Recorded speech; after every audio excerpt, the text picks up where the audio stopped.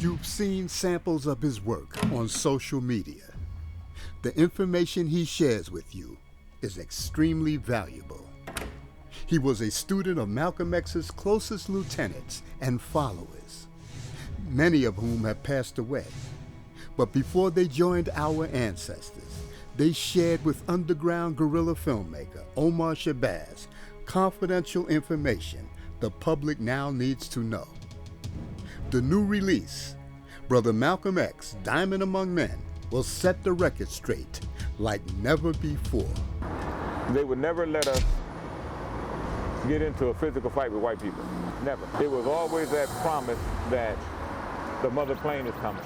This filmmaker's critical data you can rely on, trust, and even bank on. Step into the very first apartment complex that Malcolm X lived in with John Ali, the one they both occupied before the more famous house that was firebombed.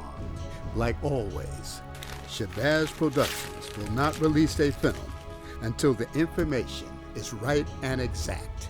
This film, that took over 4 years to complete, was one of the toughest films to edit. There's so much important explosive information in this film, many will not be able to handle it. They told us that if a brother went to jail, or even a brother got sick, that the Nation of Islam would take care of the family until he got back on his feet. That's what they call it then, back on your feet. They didn't say till you got well, they said back on your feet.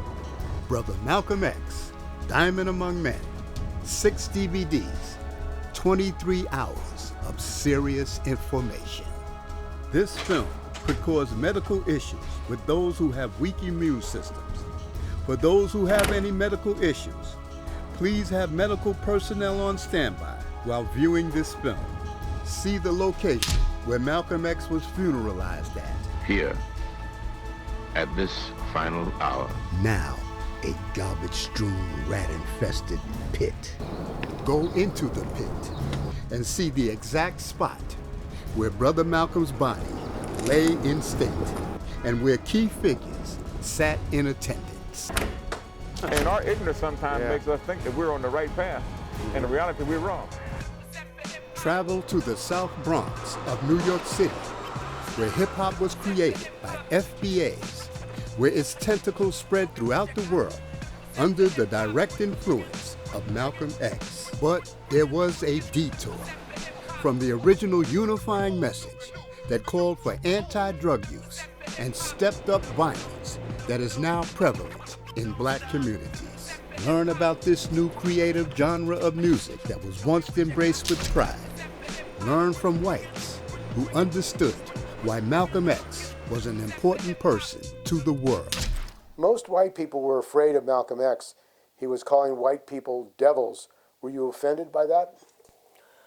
No, because especially when he was talked about the white power structure. But in general, white are devils. Look at the racists right now in present-day society. They stormed the White House. This film is an encyclopedia of information.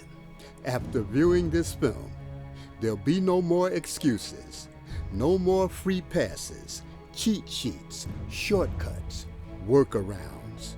The information will be straight to the point. I think once we travel, throughout New York City and get to all these venues that Middleton Malcolm was at, that's going to have an impact on what Brother Omar is trying to do. Go inside the Manhattan Center Ballroom, where Malcolm made the chickens coming home to roost statement. The very last place Malcolm was allowed to speak as a Nation of Islam minister. And then he would be given a pink slip by the Nation of Islam as instructed by the white power structure.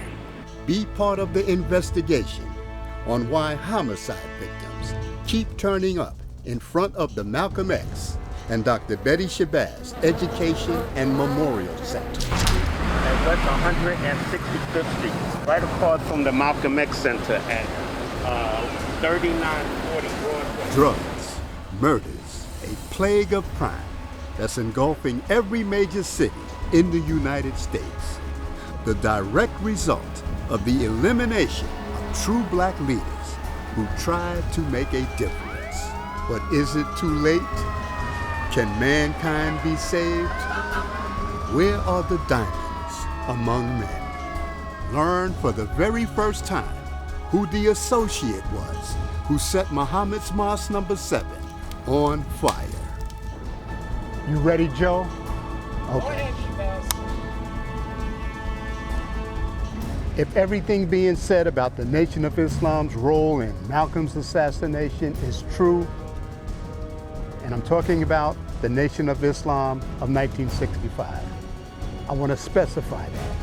I'm talking about the Nation of Islam of 1965. I'm not talking about the current group of brothers out here. Those are some good brothers. They weren't around in 1965. If what's being said about the Nation of Islam's role in Malcolm's murder, that would make the Nation of Islam of 1965 a Uncle Tom black sellout organization. I hate to say that. I hate to think it. But that's what's on the table right now, and that's what the fuck we have to deal with. It's a thin line between love and hate. It's a close call between genius and crazy. There's a short path between culture and confusion. When this documentary hits the streets, there'll be no more psychological manipulating, no more doubting about what really happened. There'll be no more gaslighting. Because what he stressed was not violence. What he stressed was self-defense. Yes, if I defend myself, there will be violence, but it's self-defense. Sometimes you have to use violence to make peace. You can't imagine the nation turning their back on you, especially if you did everything that you're supposed to do. Are we back on? Okay, Omar, we're back on. This documentary is going to cover everything. You want receipts? You're going to need a large box to put them in.